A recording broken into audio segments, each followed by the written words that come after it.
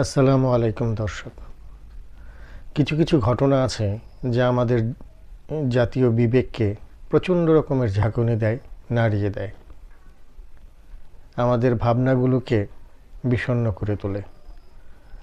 আমাদের নতুন করে ভাবতে হয় আমরা কোথায় আছি, কী অবস্থানে আছি, কেমন আছি। হ্যাঁ দর্শক, সেরকমই একটি ঘটনার অবতারণা ঘটেছে আজ থেকে দুদিন আগে।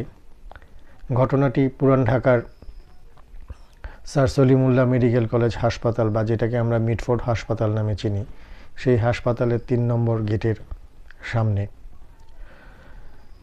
মিটফোর্ডের ভাঙাড়ি ব্যবসার সাথে সম্পৃক্ত সোহাগ নামক ৩৯ বছর বয়স্ক একজন ব্যবসায়ীকে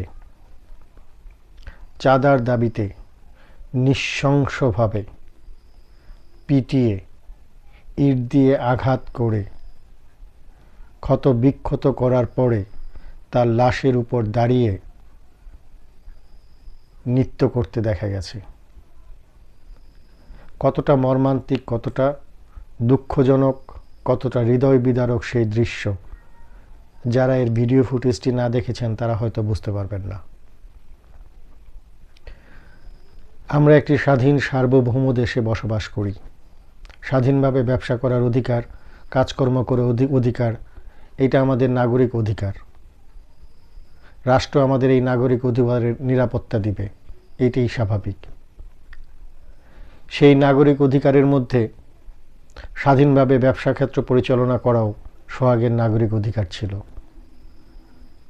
কিন্তু এলাকায় চাঁদাবাজের দৌরাত্ম্য বেড়ে যাওয়ায়, চাঁদা সংশ্লিষ্ট বিষয় নিয়ে তার সাথে এলাকার কিছু দুষ্কৃতকারীর মনোমালিন্যের পরিপ্রেক্ষিতে সেই দুষ্কৃতিকারীদের হাতে নৃশংস নির্মমভাবে হত্যা হতে হয় সোহাগকে।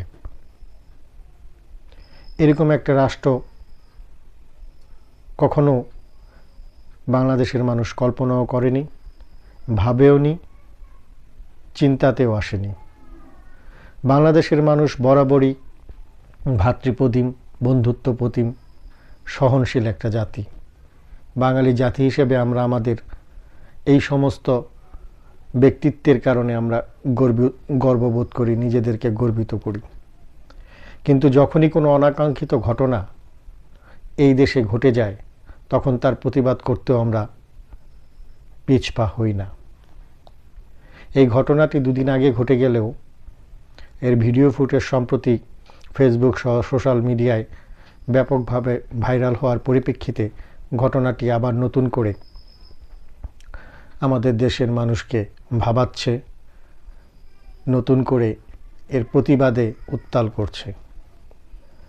এরকম ঘটনা আসলে বাংলাদেশের কোথাও ঘটুক, আমরা যারা সাধারণ মানুষ, বিবেকবান মানুষ, যারা আমরা কর্ম করে চলি, কর্মের বিনিময়ে আমাদের সংসার, আমাদের পরিবার পরিজন নিয়ে আমরা বেঁচে থাকি, আমাদের জন্য একটা হতাশার, একটা দুশ্চিন্তার, একটা ভয়ের একটা ঘটনা। এই ঘটনার পরিপ্রেক্ষিতে পুলিশ সম্প্রতি 4 জনকে অ্যারেস্ট করেছেন। তাদের বিচারের সম্মুখীন করা হবে, তারা হয়তো বিচার মুখোমুখি হবেন। কিন্তু যে নৃশংস ঘটনাটি ঘটল, জাতির বিবেককে যে ঘটনাটি নাড়া দিয়ে গেল, এই ঘটনার যে আর পুনরাবৃত্তি হবে না তার কি নিশ্চয়তা আছে? এই ঘটনাগুলো আমাদের মনে দাগ কেটে যাবে, কিছুদিন পরে হয়তো সেই দাগ, সেই ঘা শুকিয়েও যাবে। তারপরে কেউ আবার নতুন করে এরকম ঘটনার সৃষ্টি হবে, সেই জন্য কি আমাদের অপেক্ষা করতে হবে? না চিরতরের জন্য রাষ্ট্রের প্রশাসন এই ধরনের ঘটনাগুলোকে সমূলে নির্মূল করবে এবং একটি স্বাধীন সার্বভৌম বাংলাদেশে মানুষকে বেঁচে থাকার, কর্ম করে খাওয়ার যে স্বাধীনতা, সেই স্বাধীনতাটুকু ফেরত দেবে?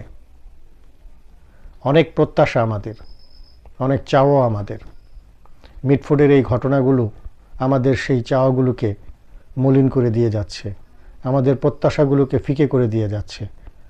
আমরা আমাদের প্রত্যাশাগুলো, চাওয়াগুলোকে ফিকে হতে দেখতে চাই না।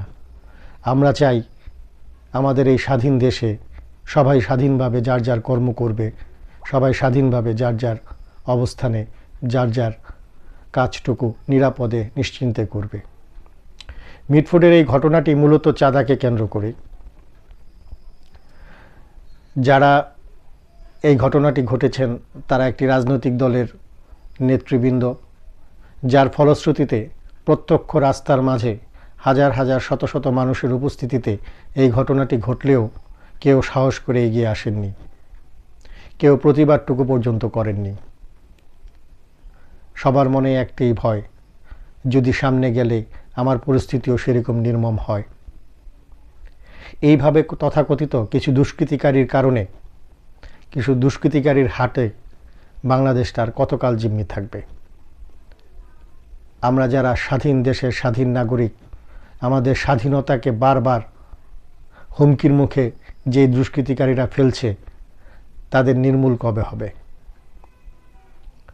সোহাগেরও দুটি সন্তান আছে, তারা তার বাবার স্বাভাবিক মৃত্যুটা দেখে যতটুক না যন্ত্রণা, যতটুকু না কষ্ট পেত, এই মর্মান্তিক মৃত্যুর এই ঘটনাটি তাদেরকে কিভাবে নাড়া দিবে, তাদের মনে কি প্রভাব ফেলবে, সেটা কল্পনার বাইরে। যাই হোক দর্শক, এরকম ঘটনার পুনরাবৃত্তি আমরা চাই না।